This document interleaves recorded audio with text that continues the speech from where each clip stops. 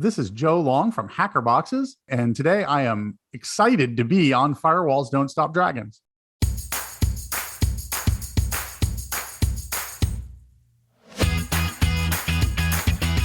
Hello, everybody. Welcome back to Firewalls Don't Stop Dragons. I'm your host, Gary Parker. Today we have episode 279 for July 4th, 2022. And hey, happy 4th of July to all those listeners out there from the US of A. I hope you guys are having a fun and safe 4th of July weekend. Now, I am super pumped about today's episode. And before I go any further, if you happen to be a new listener, and I have a feeling that because of the nature of this particular episode and what is going to coincide with in terms of something that I'll be revealing today, we may get some new listeners. So for the benefit perhaps of the new listeners, this is not going to be a normal show. Normally, I go back and forth. I alternate each week between doing a news show and then doing an interview show, where in both cases, I try to bring the latest information about privacy and security, or tap the knowledge of some industry experts on privacy and security to educate people about what's going on and make sure that people can protect themselves. This show is going to be different. And this is normally where I'd be doing an interview show, and it will be an interview, but honestly, it's going to be more of a conversation with me and my partner, Joe Long, from HackerBoxes.com. So Joe and I have been working secretly, feverishly, off and on this project for many, many months now. I think it goes all the way back to October of last year, and I have not been able to really talk about it until now, so I'm super excited to finally reveal all of this stuff. And I'm going to draw this out a little bit longer for the big reveal at the end of this interview. So this is going to be a little bit of a point of personal privilege. I know you can tell I'm excited. I don't know how excited you guys are going to be about this, because it's all about hardware hacking and electronics and this subject of entropy and randomness and what that means and why it's so important today. We take it for granted, and some people maybe don't like randomness. They like predictability. But it turns out that in our modern world, especially in terms of cryptography, randomness is really important. And if you get it wrong, things can really go badly. So today's discussion between Joe and I, I'm gonna try to make this as educational as possible. I know I try to say I don't do from infomercials, but we're gonna end up talking about Joe's business because it's part and parcel to what this whole project was about, and it would be impossible for me to do otherwise on my own. So hopefully you will forgive me. I'll take a little bit of a point of personal privilege so I can talk about this personal project I did. But along the way, I'm still going to try to focus on the educational aspects of this and why I think it's important for people to understand what it means to be a hacker, maybe even discover some latent hacker proclivities that you might have, and understand why a little bit of chaos is necessary in our lives today, and why computers just suck at randomness. They're very good at doing what we tell them. They're very deterministic, but they really can't think on their own. They can't go outside the box. They can't do something unpredictable. And so we need some ways of injecting real life randomness into computers so that we can get better encrypted communications, for example. So bear with me as we go through this. Some of this stuff is going to sound technical. Some of it's even going to sound philosophical. And some of this is obviously just going to be things that I am personally passionate about that you may not share. But I'm asking you to bear with me on this and kind of come along for the ride. And at the very end, we'll finally get to the big reveal of something that Joe and I have been working on together for some time. Something that I'm really excited about. Something that is a product that you can buy, which I personally make no money off of. And something that if you happen to be going to the DEF CON conference, you might be interested in getting. But at the end of the day, it's really just about me working on a fun project with another guy who has a similar passion, and how this project embodies what we think are some important concepts. So with that as a setup, let's get to my conversation with Joe from HackerBoxes, where we will finally reveal this thing that I've been teasing for many weeks now.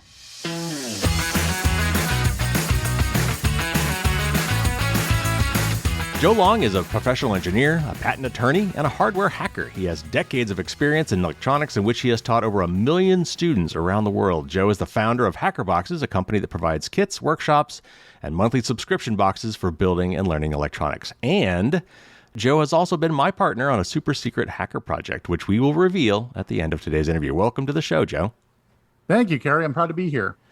Tell us a little bit about yourself and how you came to found this company. Oh, well, that's a long story. So first there was a big bang. No. Yeah, so I've actually been into electronics my whole life, and then different areas of electronics. I worked in security, secure communications for a while, and I worked as a patent attorney for a while. Most of the patents I worked on were related to electronics and computers, and I've also taught quite a bit. I've taught programming and electronics and embedded systems and physics, and HackerBox is kind of a company that just came from all of that, came together, and it's a opportunity to make educational products that we give to subscribers. We send them out to our subscribers every month, and also we have other workshops and kits and stuff, and we try to make them fun and educational, and just do all the things that we love about electronics and share it with other people. Let's define the term hacker. I always like to ask people in the biz and from different areas what their definition is. Everyone has a slightly different definition for what they consider to be a hacker. So what is hacking to you? What is the essence of hacking? And then maybe more specifically, what is a hardware hacker? Oh, so that's a great question, and that it is a really hard question to answer, and you'll get different answers from everybody, right? And they're all right. They're all right.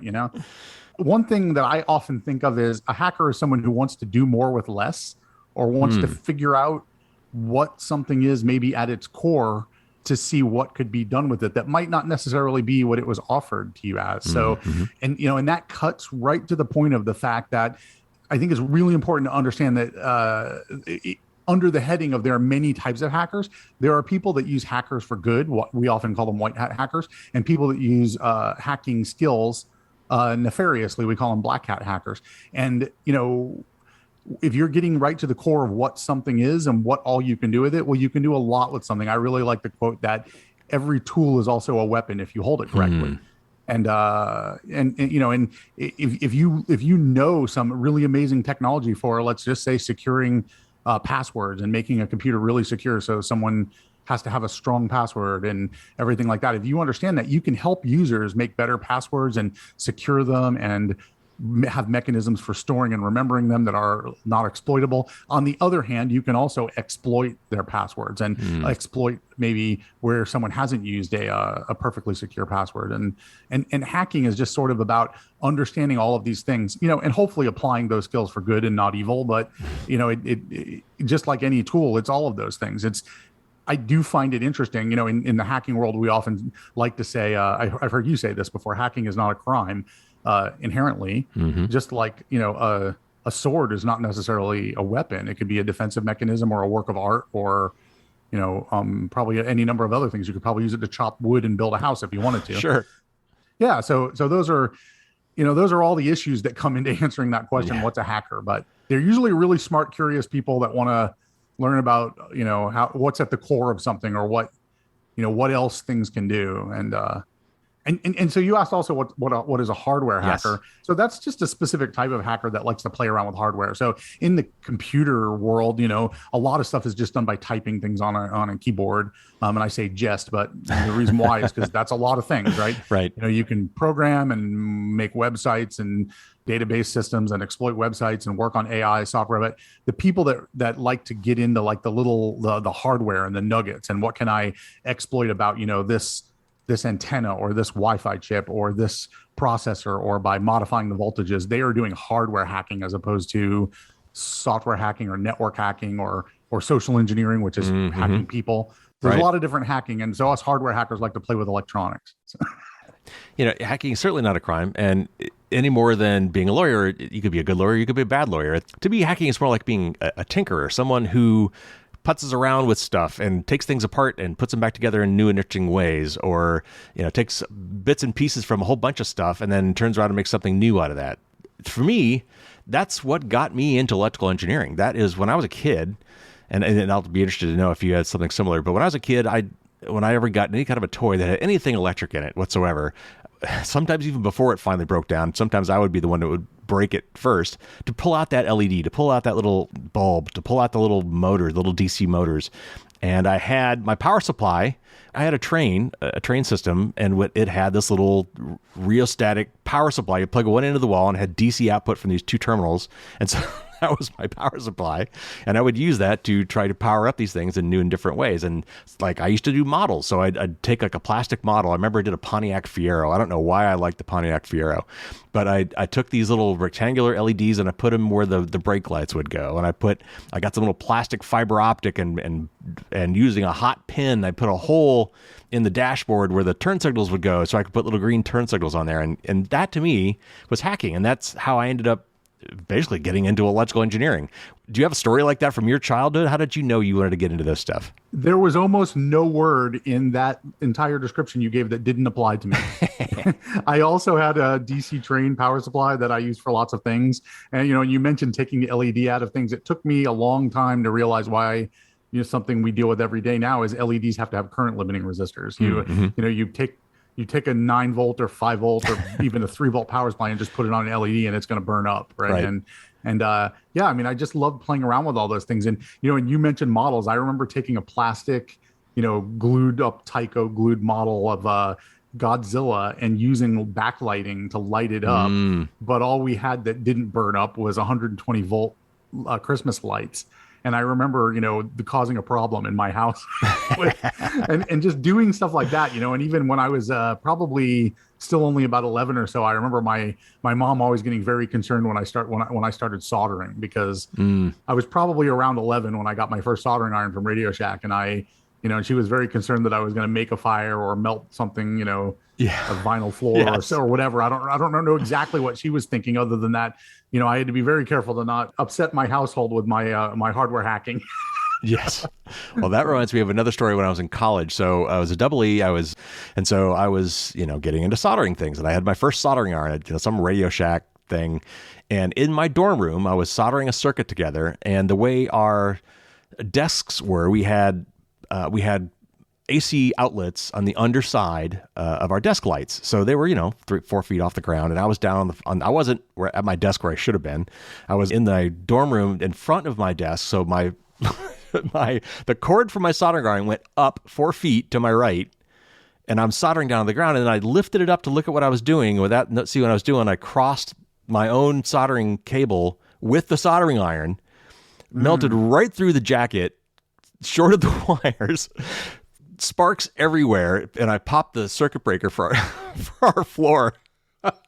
Wow. Yeah. I mean, that's awesome. Like, those are the kind of things we have a quote on the HackerBoxes website, because of course we sell things that people solder on and cut on and pop into place and put in backwards and then write code. And so, if you do that and think that it's going to work perfectly every time, you're very wrong.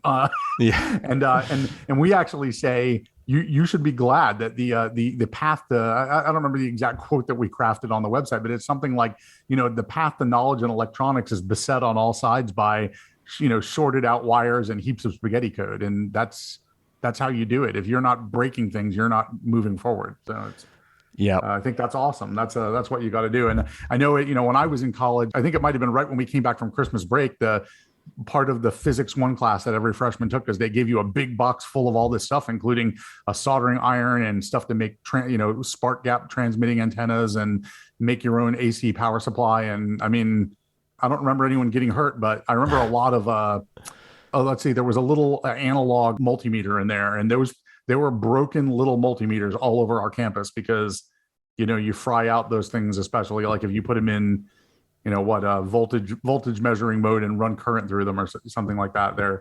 It was just great. And people were breaking stuff and learning. And, even the people that were going to end up getting a degree in geology or chemical engineering, they were playing with these electronics as part of physics. And I thought that was fantastic. And I mean, I'm particularly biased because I love playing with electronics. Right. So it was really cool for me, but and I want people to do that. That's why I'm so happy that HackerBoxes has been successful, because we send these kits out and people build things and break things and learn things and get really frustrated and upset, and then have a breakthrough, and then, call with this doesn't work, or email us with I can't figure this out. And then we give them a hint and they figure it out, and they help each other online. And it's just a really wonderful thing to see if you love this stuff, because, everyone has their biases, but my bias is that I love electronics, and I love seeing how excited people get when they can control things, like modify and control these things that like everybody these days has a smartphone, and it's a beautiful thing and it's super powerful, but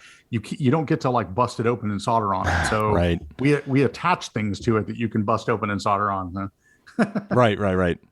So when I was a kid, I mean, and one of the cool things about the way it is today is you've got this online community. You've got so many different places where you can get help. When I was a kid, I had my, Radio Shack 101 electronics kit.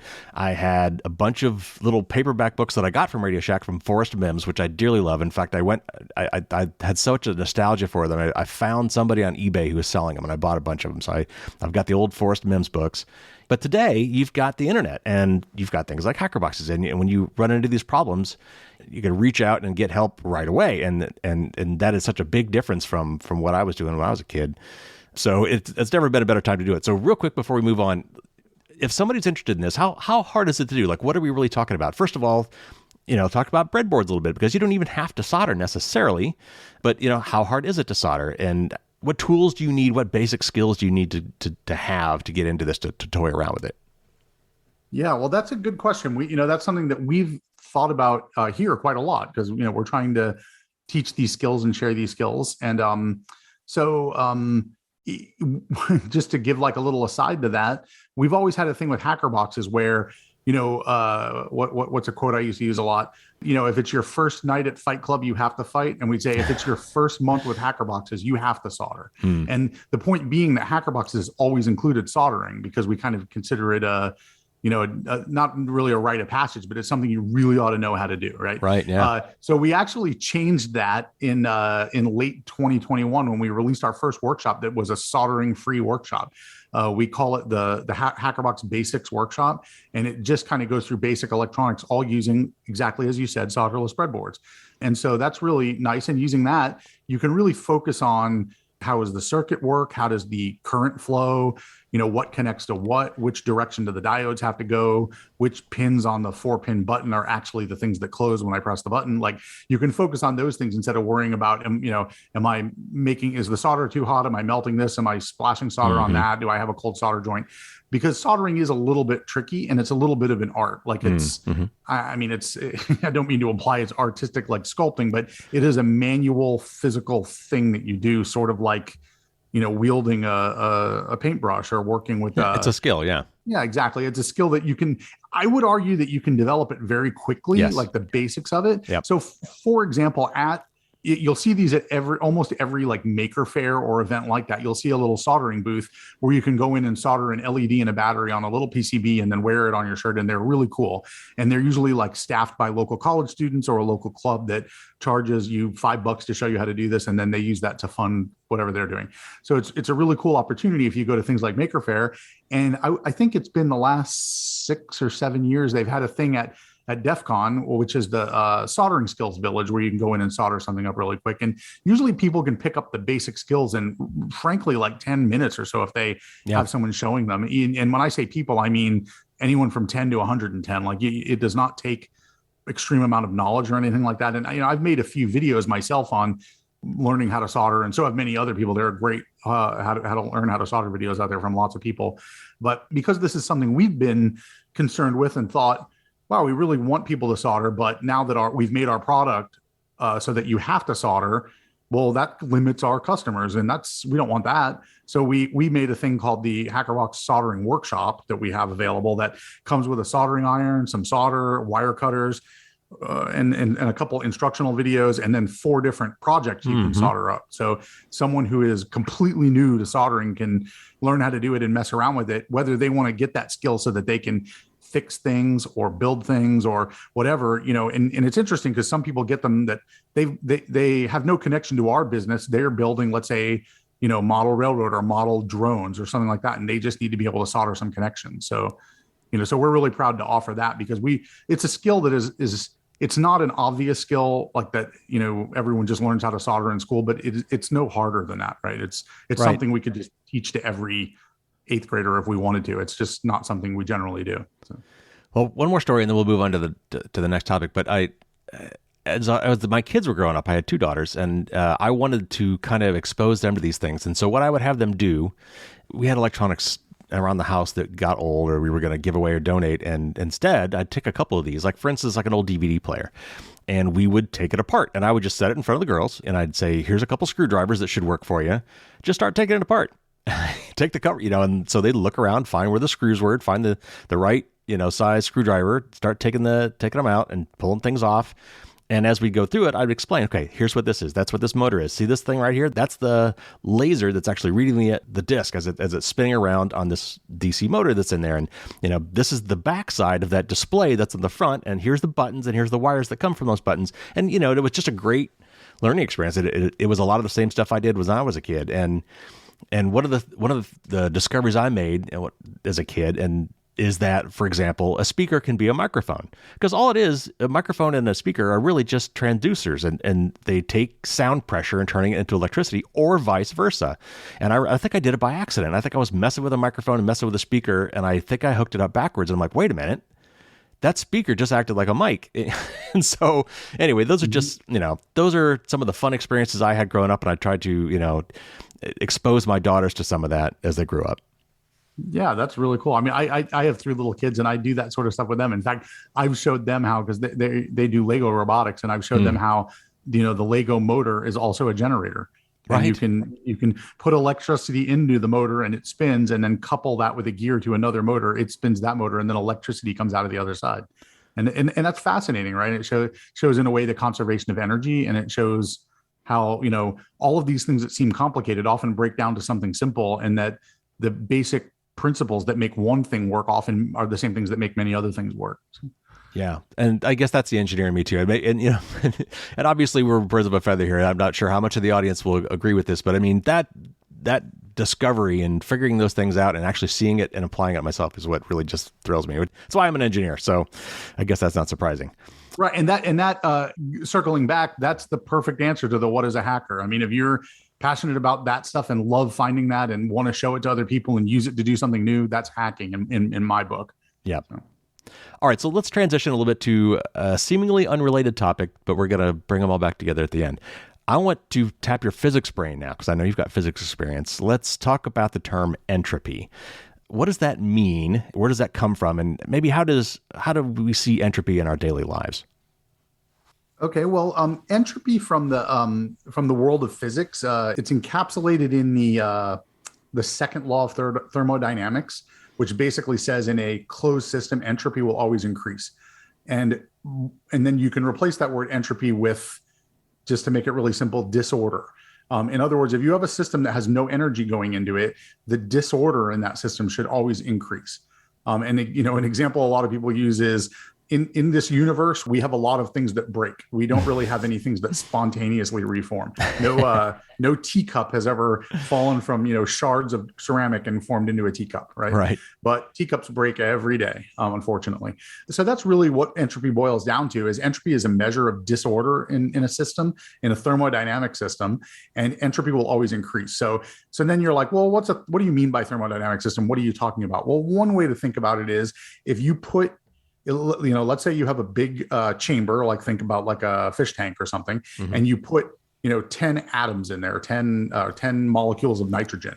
They are not all just going to sit up in the left corner, all hugging each other. They're going to spread out as far as they can. And it's sort of another way of saying nature abhors a vacuum, right? Things are going to spread out. They're going to become very disordered. They're going to break apart. They're going to seek their simplest, lowest state of existence over time, right? And hopefully that answers the question. I realize it might be a difficult thing to visualize, and it actually comes down to, so thermodynamics, we also sometimes call it statistical mechanics, because it kind of boils down to statistics.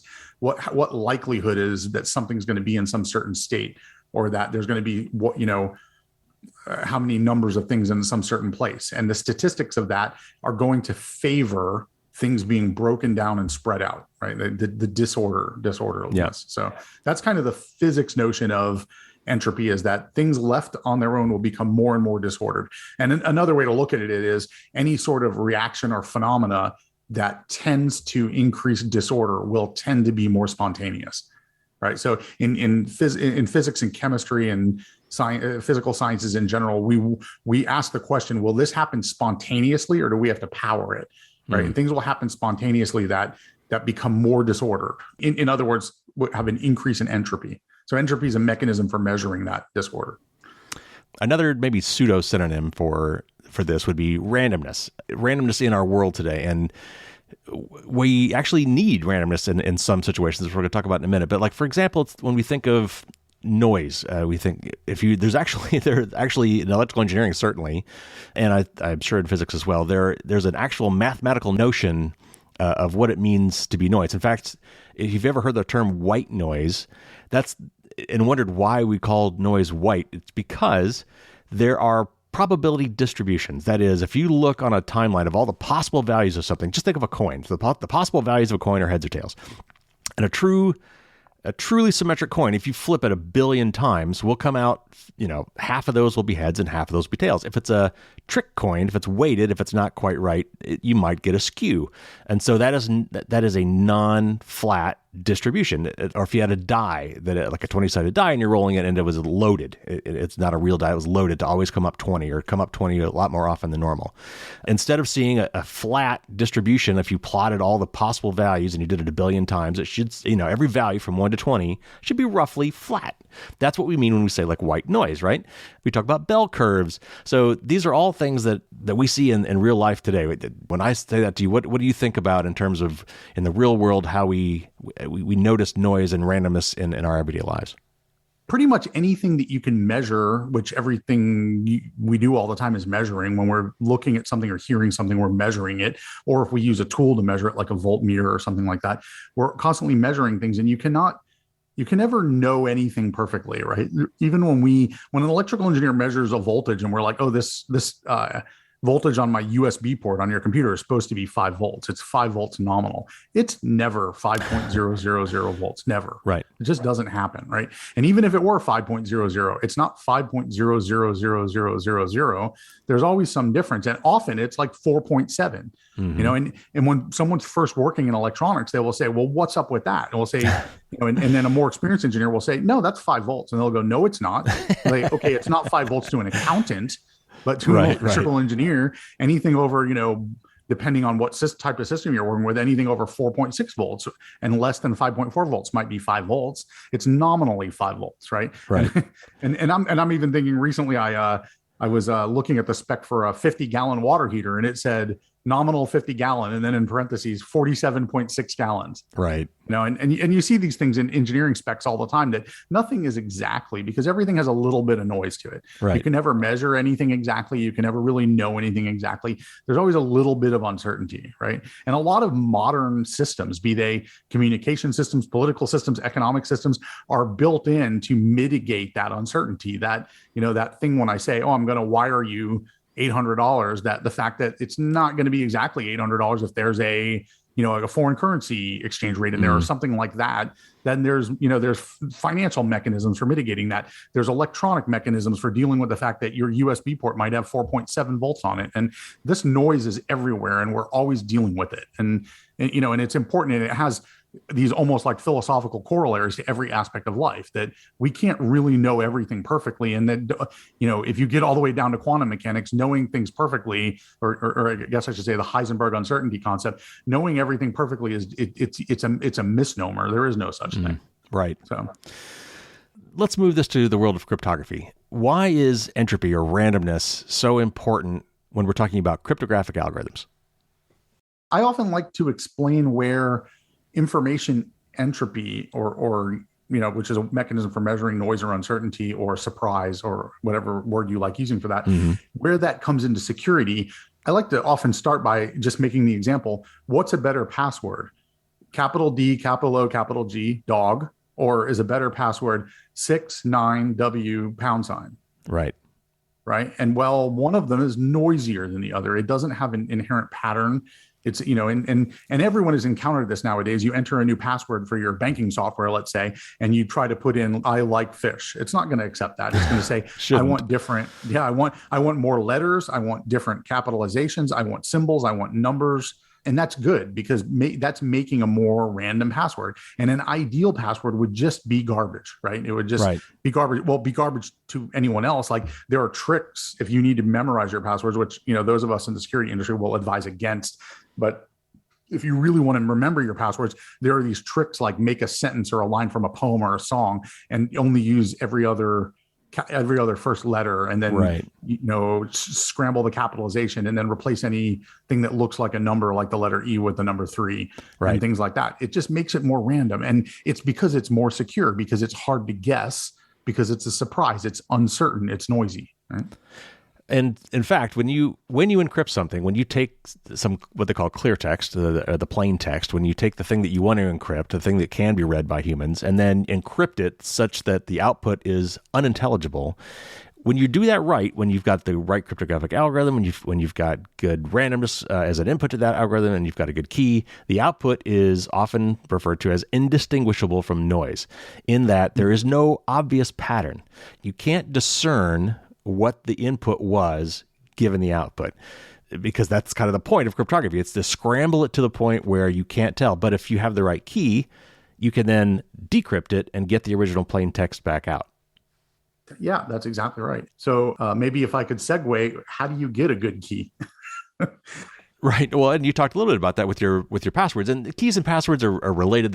Passwords typically are things that humans input, where keys are often things that are maybe derived from passwords, or perhaps are even generated by a password manager or some sort of cryptographic algorithm that you want to be as random as possible. And it also turns out that in a lot of cryptographic algorithms, under the covers, they need, as another input, a non-human input, a seed or some sort of a random value to kind of prime the pump of the algorithm. And that needs to be a truly random number. And it turns out that it's not as easy as you would think. Computers do a lot of things very well, but they do what you tell them. That's kind of the whole point.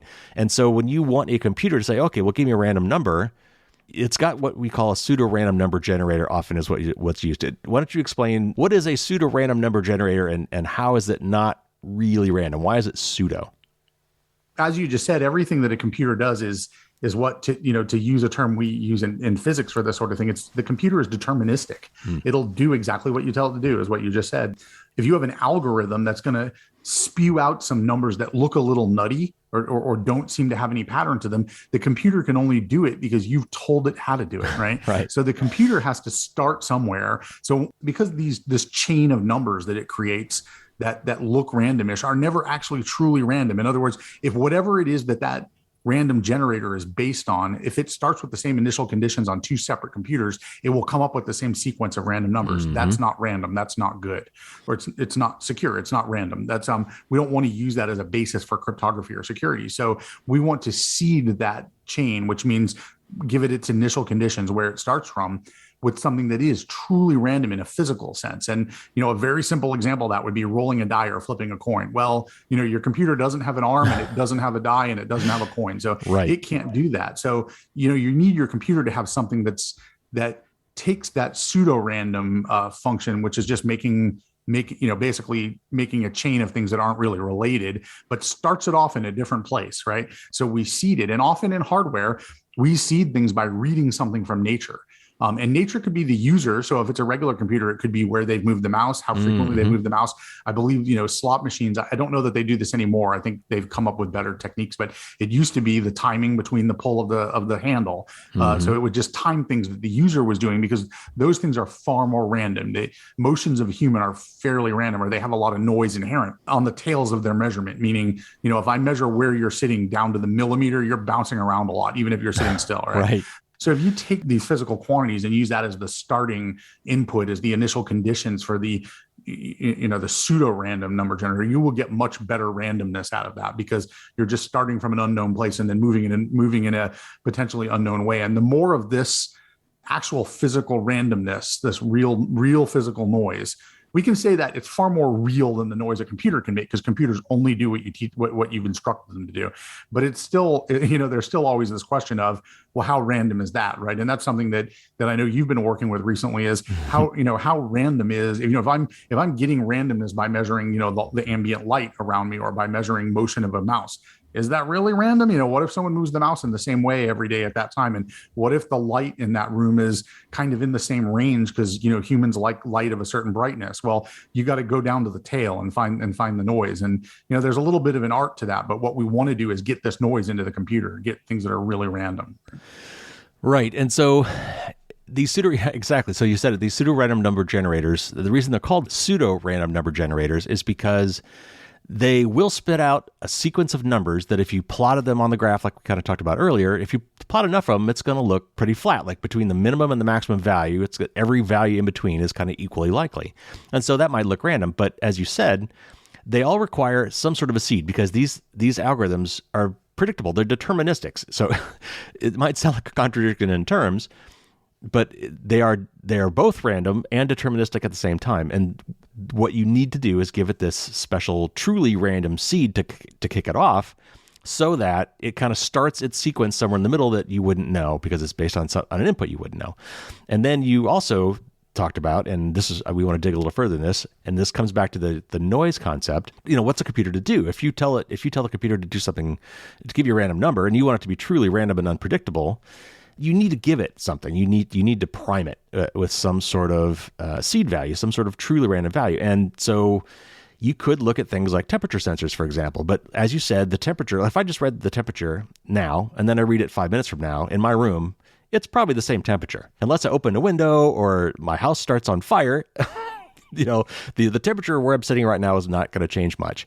But as you said, if you start looking at the really low significant digits, if I get the temperature value down to 6 digits beyond the decimal, 73.14579, I didn't count those, but the last few digits of those, now I'm going to start seeing noise. Like there's electronic noise in the sensor, there's slight variations in temperature that are actually going on. But if you forget the top part, if you just look at the bottom part, you can start to see something noisy, and that starts to get random. What other kind of sensors might we, like in electronics, what other kind of things might we measure that we could kind of look at that tail end as you talked about? What are some other ways that we might derive randomness from just regular everyday measurements? Yeah, well, just like we can do with that thermal example you made, we can also measure like the ambient light in a room. And if and again, with those type of measurements, you have to kind of go down to the small fractions of whatever the unit you're measuring, because it's going to more or less be the same, right? Most rooms you walk in are going to have none of them are going to be as bright as the sun, and none of them are going to be as dark as the backside of Pluto, but they're going to have a little range that they vary over. But if you go down like a couple more significant figures, you can get a couple more places in the measurement. You can get a measurement that looks a little noisier. And you can do that with a lot of sensors, like you can do it with light sensors, thermal sensors. If it's something that moves around, like something a human touches, you can do it with motion. And with motion, it can be its acceleration, its position, its rotation, things like that. And then a really interesting thing that's used in electronics a lot is a thing called like semiconductor shot noise. Mm-hmm. So there's a noisiness inside a semiconductor that you can actually measure and capture if you make the right kind of circuit. And there's a noise that's inherent in that. And one could argue that a component of those other things, if you're talking about an electronic sensor that senses temperature or light, a component of that already is electronic shot noise, just because you're using an electronic sensor. So yeah, so you're getting right down to the physical operation of something and just picking up noise about it. And that type of stuff is very hard to repeat, so it becomes very non-deterministic. It's still statistical. It's still, if you measured it, you could see, oh, look, it has the statistical distribution. So you might have to, you used the term before, white noise, meaning all outcomes are statistically equally likely. You can whiten noise. So if something is more likely to have, a certain outcome than another, and it's a functional distribution, you can multiply the inverse of that function by the thing you're measuring to get something that's whiter, like you can whiten noise, and also if a part of a measurement isn't as noisy, you can just opt to not use that. So, you can use little engineering tricks to maximize the amount of noise you're getting from a physical process, a physical sensor or measurement. To bring this all back to something more practical and a little less abstract, these algorithms, the things we use every day to get on the internet, to talk to our bank, to send private messages to people, all these things are backed by encryption. And if that encryption is not done properly, then bad actors can take that encrypted data and figure out what it actually is. And one of the things that a lot of people don't think about that goes into that that's important is randomness, is entropy, because some of these algorithms require true random inputs. And where I've seen this fail in real life was two cases I can think of. One of them, there was a case where some secret keys that were being generated by a computer to do encrypted communications were all based on when the computer started. Whenever you boot your computer, there's a time. You can always go and look and see how long your computer's been up since your last reboot. That value is stored in the system, and so it said, well, that seems random enough. If I just use that as my seed to the date and time of when I started, then that's random. But the bad guys figured out that these systems were using that value, and then that value is easy to determine from the system. So once you hack into the system, if you can see when it came up, or even if you can predict pretty closely to when that computer came up, you can start to guess the outputs of the pseudo-random number generators, and then you can actually use that to break the encryption for things that happen on the device. And another way I saw this fail was when you're doing this entropy, you actually kind of need what we call a pool of entropy. You need to build up not just one random value, you need to build up a bunch of these things, because as your computer is talking to the web, it's generating these keys under the covers left and right, like every, in milliseconds perhaps. It's generating tons of these secret values and needs more random input. And another case I saw was where this entropy pool was starting to build up, and it was finding random values in the system through various means and pooling this entropy into a list. But the demands for that list were so high that it exhausted the list. And what the software programmers didn't do when they were programming against this was checking to see if the pool of entropy was empty. And because they weren't checking that, when the pool got empty, whenever you asked for give me that next random value, it would just give you a 0 every time, which is not random. And again, the bad guys figured this out, caused the system to exhaust the pool of entropy so that now going forward, it knew that it was giving out zeros every time, and then it could therefore break the encryption. All right, so that's what that means in real life. One more thing I want to talk about, because I think it's just interesting, is that when we talk about entropy and finding patterns in things, the flip side of that is encoding things. If we can find patterns in things, we can take something that looks really kind of crazy or hard to describe and distill it down to its essence and make it much easier. And what I mean by that is, like, for instance, when we're compressing something, the difference between like a JPEG of an image or a vector diagram of an image can be huge. If I have a white background with a black circle and I'm turning that into a JPEG, what I'm effectively doing is I'm going through and I'm saying, okay, I need to describe what this image looks like in a digital way so that it can be reproduced later. So if it's 1,000 by 1,000, and somewhere in the middle of there is a black circle, I'm going to go line by line. Well, there's 100 lines of white. There's another 100 pixels of white. There's another 100 pixels of white. Oh, here's almost 100 pixels, but that one in the middle there, that one's black. And then I keep doing that for every line, and I describe every pixel in that thing. Well, that takes a lot of data. But if I just describe that as, well, draw a circle with a radius of 1,000, that is encoding that circle in something much better than actually going through pixel by pixel and describing it. And we were talking about this before. You had another interesting way of looking at this with PDFs, with PDF files. Why don't you relay that one to us?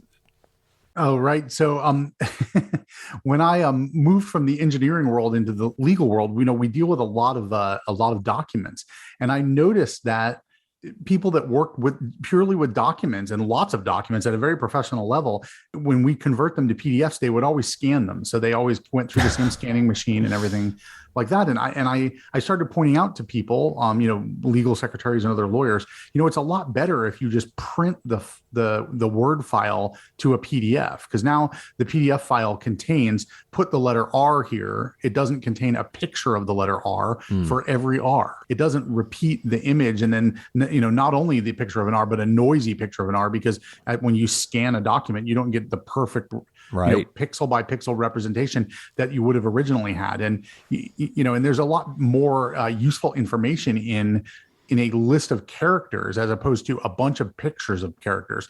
Not only is it more efficient to store, but the data is more meaningful. You can do a text copy out of it, for example, or search it. And and of course, the people that make PDF technology, particularly Adobe and other companies, lots of open source software have come up with tools for this, where, when you scan in a document to convert it back into text using a technique called OCR, optical character recognition. But it's really interesting that, this is a really good example of where people didn't necessarily, really smart people that work with documents all the time, we're not slowing down to think how is this data represented, and what does that mean for its usability, its reusability, its security, its efficiency, its reprintable quality, and a lot of the stuff, it just kind of permeates the world of information engineering. I mean, for example, the reason why, or a very excellent reason why we started storing information such as, let's just say, audio and video digitally, is you can reproduce it,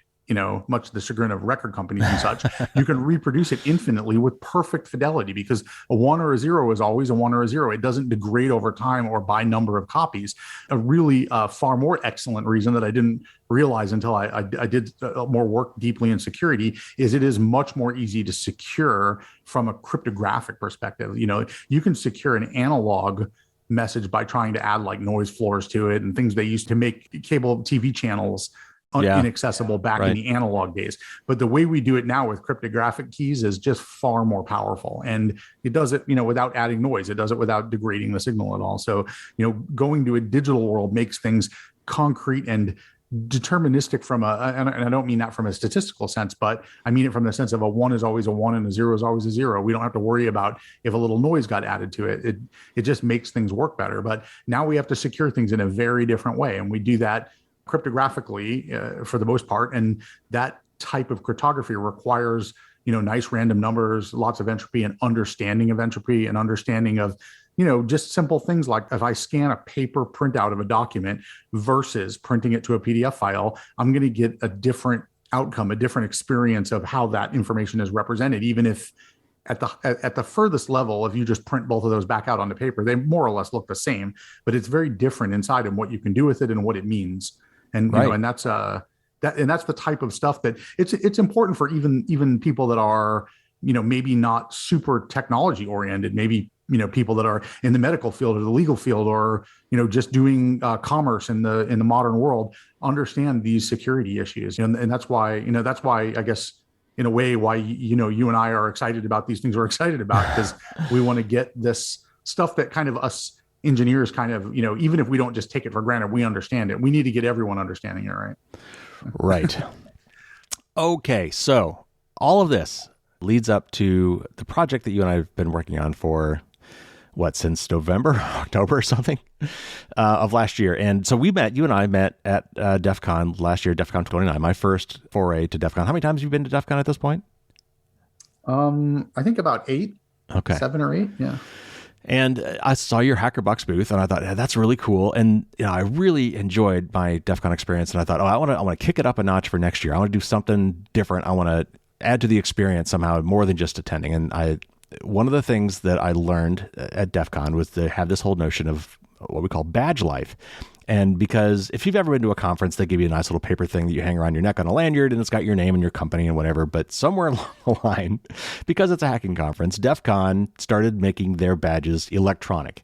And then they really got electronic. Like, they were full-on computers built into the badge doing amazing stuff, and it's become this whole hacking thing. I talked about it all last year, so I'm not going to go into it much this year. But I thought, okay, what if I could come up with my own badge? And that would be a fun kind of a project. I'm a double E by degree, and I've always wanted to do I wanted to get back into my electronic hacking, and I had signed up for your HackerBoxes, so I was starting to get those, and I was smelling the flux and the solder, and I was like really getting off on that. And I thought, you know what?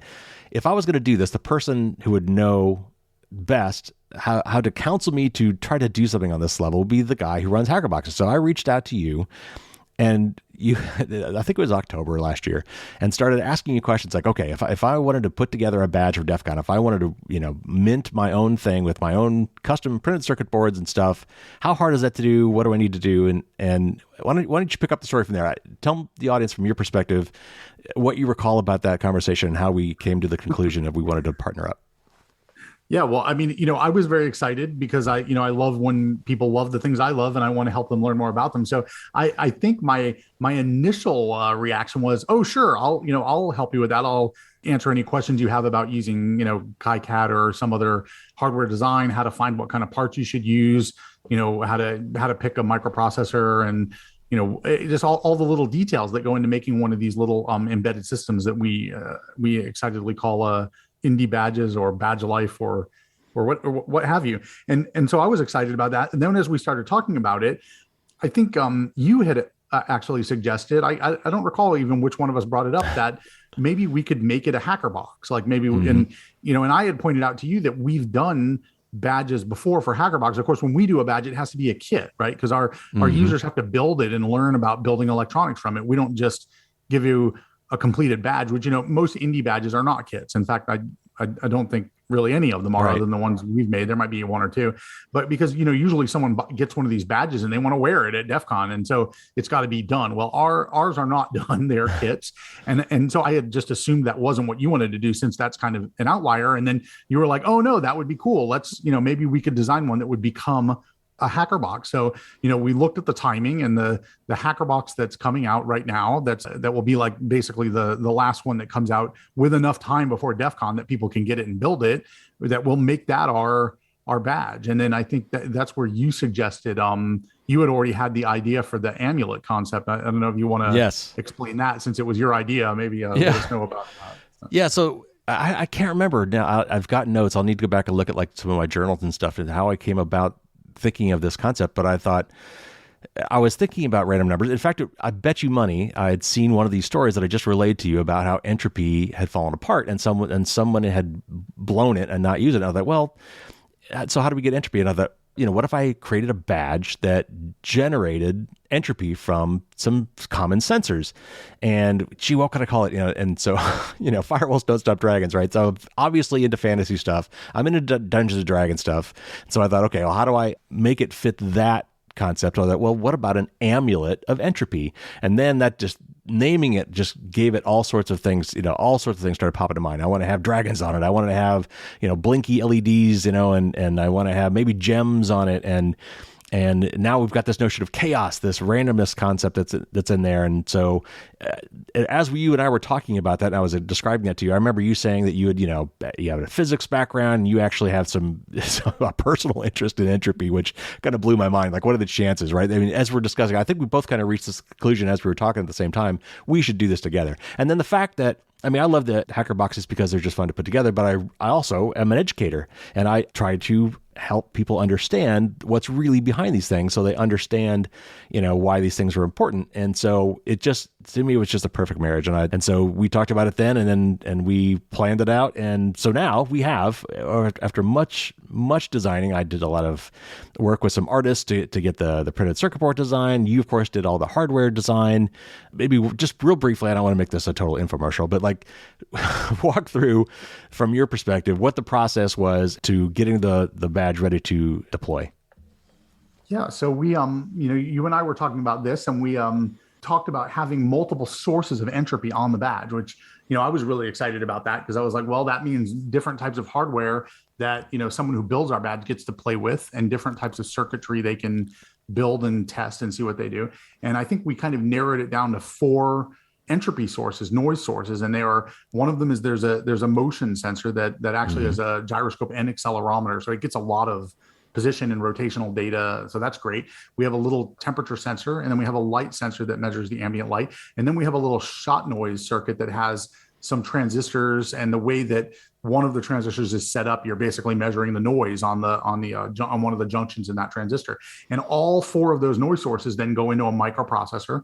And then you and I had to deal with supply chain issues, because right now there are just problems getting different microprocessors. Right. And the first one we wanted to use wasn't available, wasn't going to be available in enough quantity. And then the next one didn't have enough IO pins. And then we finally settled on the chip that's the basis of the Raspberry Pi Pico. It's the RP2040 microcontroller, which is really cool. It's an ARM core.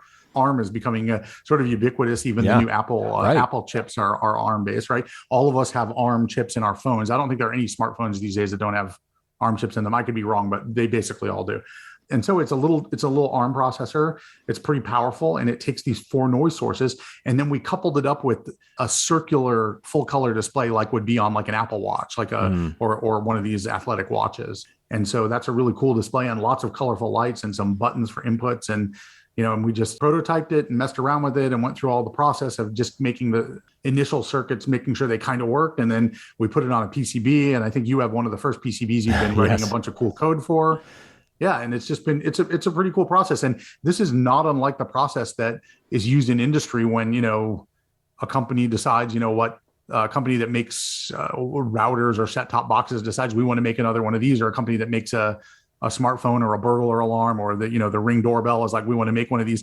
You just go through this whole process of analyzing what your requirements are, what the available technology is, and then you start making prototypes, and then you build a more like a final prototype, and then you get the final PCBs, and then they don't work, and you get another version, and then then the software people jump in and start writing all the code for it, and it is a really fun process. And depending on how much complexity is built into the concept you're doing, this can take anywhere from it took us about 6 months. I mean, not that we were working on it full time during then, but it can take anywhere from 6 months to several years, depending on how complex these things are. And it is a really fun process. And I'm glad we got to work on it together, and these final badges look really cool, and I think people are going to enjoy them. And of course, they're a badge kit. So, whoever gets them has to solder them up. And that's part of the fun for us is, we've actually included some in with the kit, some cool soldering tools, some flux gel and some really tiny tweezers and things like that. So to help people, up their soldering game, and then, also up their coding game and their microprocessor game. And then in the end, make something that looks cool, that does something fun, hopefully. So, well, speaking of doing something fun, so as we record this, I am still writing the software furiously for this device. And in my head, what I wanted to do was like, okay, well, what are some fun things that you could do with randomness? What do you think of randomness? What do you think of? And well, flipping a coin is an obvious one. Picking a card from a deck of cards, maybe a roulette wheel, because we will be in Vegas for DEF CON for this, so that a lot of randomness going on there. Then I thought, how about the old Magic 8-ball? And, where you had that little thing where it had the little clear glass or plastic window in it with this little die inside that you kind of shake up and you turn up, and then it floats to the top and gives you, answer cloudy, ask again later, or whatever the classic things are. So I'm furiously now trying to add different modes to this device with the buttons, so that you can, on this little round screen in the middle, bring up, one of these modes, flip a coin mode, or pick a card mode, or do a Magic 8-ball mode, or do a roulette wheel thing. And so those are the things that I'm going to be part of the badge, and use the buttons on the side to, choose your mode, and then, have you give it a random value. And so that's what this badge is going to be. So if somebody was curious in this badge, how would they get a hold of one? Well, we will have them on our website, HackerBoxes.com. They'll be under past HackerBoxes. This is HackerBox number 0080. And then you can order one from there, and we'll ship it right to your house. Free shipping in the United States. Or if you are going to be at DEF CON, we will have some number of them there. However many we have the week before DEF CON, we will send them to DEF CON, and we will be selling those there. So if you're at DEF CON, come by the vendor room to the HackerBoxes table, and we'll have one there for you. If you are out there, on the internet, in the cyberspace, jump on HackerBoxes.com, and you can buy one there. All right, Joe, that's going to wrap it up. Thank you so much for partnering with me on this. It was so fun. Cannot wait to see these, to get my personal HackerBox in my mailbox, and to see these on sale at DEF CON, and just wear it around the con. It's going to be a lot of fun. It's been a great process. You've been a wonderful partner with this, and it's been so much fun. And thanks for coming on the show to tell us all about it. Thank you. Thank you.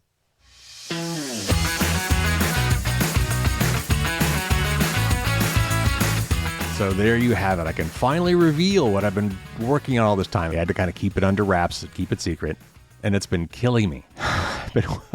As you could probably tell, I've been wanting to tell you guys about this for a long time, and I realize this is just a personal project.